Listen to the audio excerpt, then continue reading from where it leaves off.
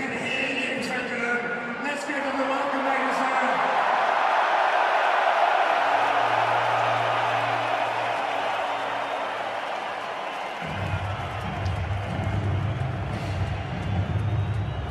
England versus Wales has always been important in these parts. Today, it has a worldwide significance. We are about to kick off in every sense. Has Twickenham ever produced a roar of those proportions?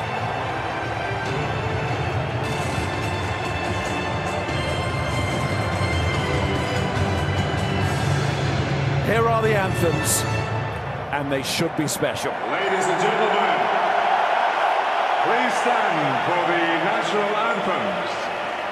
It will be God Save the Queen first, followed by Hen Lladvan Hadau, and the anthems will be supported by Llensain and the Buzztones.